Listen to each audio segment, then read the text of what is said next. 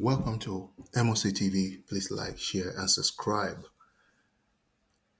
Flow like a butterfly, sting like a bee. That's Moses Itauma performances. It's unreal. I mean, this guy is the only guy for me personally in the heavyweight for a decade I can look at and said, you know what? It actually reminds me a little bit of Muhammad Ali. Just think about how big this guy is and is able to move, and his hand speed is unreal. The only heavyweight that I can remember that moves like that is Muhammad Ali. It's crazy. I can't even believe I'm actually saying this.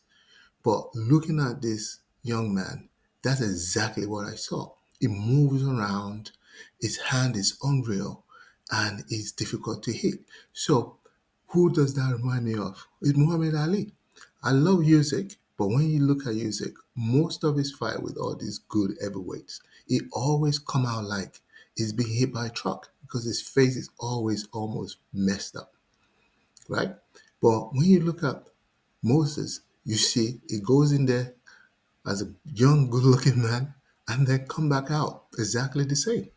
And who does that remind me of is one and only Muhammad Ali. May so rest in peace. Now, let's dive into this fight. This fight was kind of crazy. For me personally, I always believe that Moses will win this fight, and it's because he hasn't got that fear in him about, oh, I could get dropped, or I could get hit, or if I get caught like this, that something like this can happen. He hasn't got that fear in him. Dillian Whyte has, because he's been dropped multiple times. So there's always going to be that thing at the back of his head saying, oh my God, if this boy hit me, it might cut me somehow and I might get, knocked down or knocked out or something like that. But Moses is free for all those baggage. He doesn't have those baggage with him.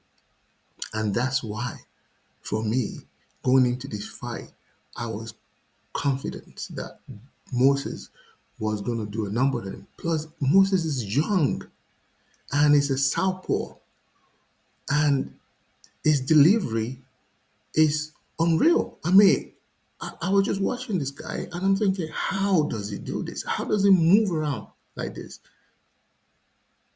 It's almost, I was in awe of him, to be honest, with this fight with Dillian Whyte, because honestly, I didn't even believe he was going to finish him in first round. I was thinking maybe 5 or 6, but to do it in first round to Dillian Whyte is a monster. I know people are going to be saying, "Oh, it's finished." Is it? No. Go in the ring with Dillian Whyte and see how finished he is. It just shows you how good Itauma is. All respect to Dillian Whyte, most respect to Moses. I'm glad Dillian Whyte is not hurt up to a point that he wasn't able to leave the ring by himself. I know there's a pride there for him when he's trying to plead to the referee that, oh, I can still go on. But when he goes home to his family and his children, he's going to realize that the referee do him a big favor by not letting him, lie there for a few minutes before he can get up. So for me, that fight was amazing. Ituma is up and coming still, and I believe that he's going to do great things in the sport box of boxing. Now, I always say Jamaican rice and peas and jollof rice. I've said this before. Who think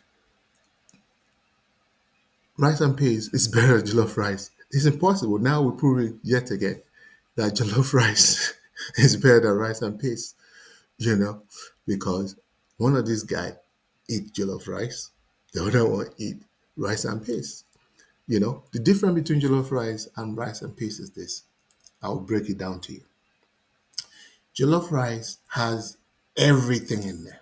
You can eat it all by itself and you'll be satisfied. But unfortunately, rice and peas don't have that. To have rice and peas, you need something else to go with it. Maybe curry goat, maybe whatever else. but you will always need something else to go with it. The moral of the story is rice and peas is not a match for jollof rice. Moses Itauma deliver the accurate answer that jollof rice is no match for rice and peas because it thoroughly whooped Dillian Whyte bum yesterday.